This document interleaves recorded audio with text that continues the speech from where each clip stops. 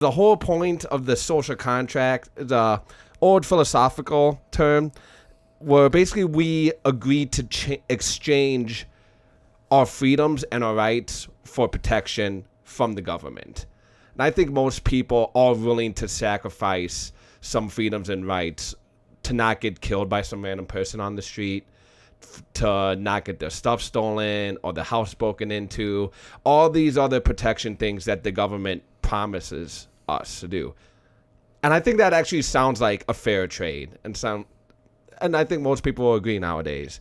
But when did I sign this contract? When did we sign this contract, Phil? Well, no, nobody signed anything. That's the best part about it, is that it's an absolute brain scramble phrase, because it takes two very readily recognizable words, social and contract, and their conflagration of these two words into this ridiculous entity. And the best part of it is that now the way these guys talk about it, the guys in the academy and anybody who's propagandizing in the media, they all treat that phrase like it's an actual entity that exists, and they discovered it scientifically. I mean, this goes beyond, I have a rock, I did stuff to it, therefore billions of years, that kind of lack mindset. Of scientific thinking. It's worse than that. They don't even have the rock. So they're saying something that's just as ridiculous about something that doesn't even exist. That's what's really astounding. Well, it's almost common sense when you think about it. Just think about the statement: are you willing to trade a little bit of freedom for protection?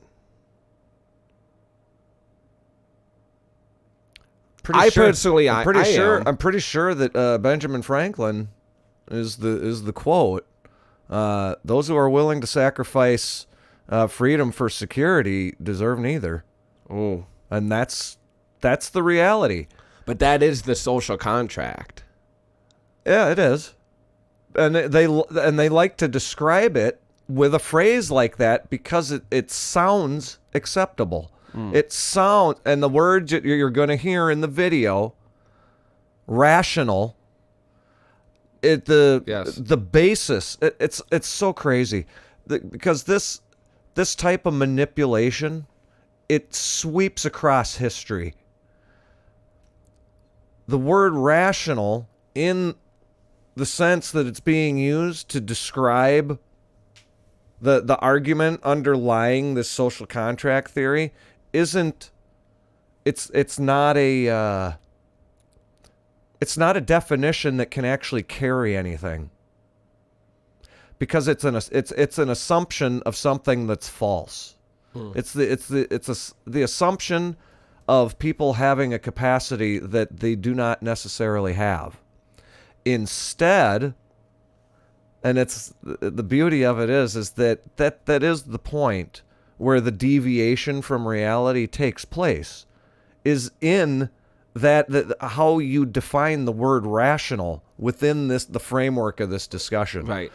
Because rational can be kind of subjective, right? Well, I guess it's not absolutely. I guess that's the whole point. Yeah. Well, I guess it's not kind of subjective. It is subjective. Yeah.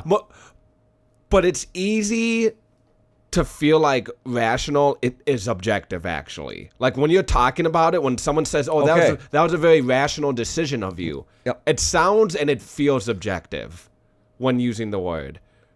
If you want to begin with an objective observation about people to start with, so that you can make logical steps going forward, it is that human individuals they evaluate and they value things and people and principles and actions and all of these different categories of comprehension.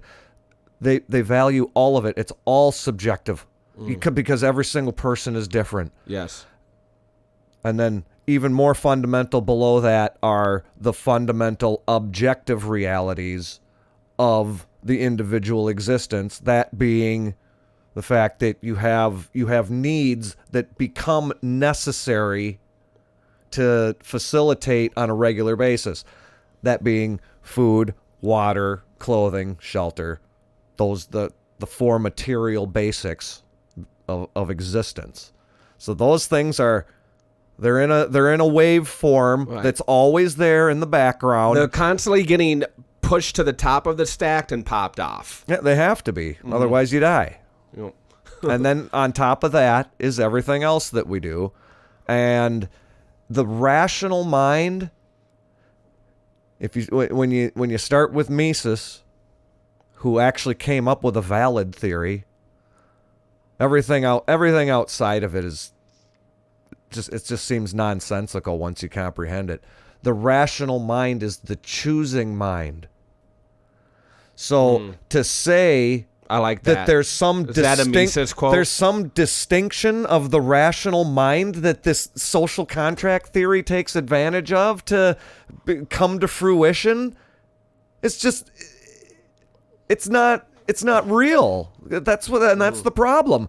They come up with a make-believe concept and they base it on a make-believe concept, and then people walk around repeating it back and forth to each other. Social contract, and all it ends up being is a hall pass for stealing and lying and murdering. To say whatever you want. It's just ridiculous. And for like a lot of these people, if you actually stopped them in the street and asked them, what is the social contract? They have no idea. They have don't no ability whatsoever to even generate 1% of what we've done back and forth here in the past few minutes.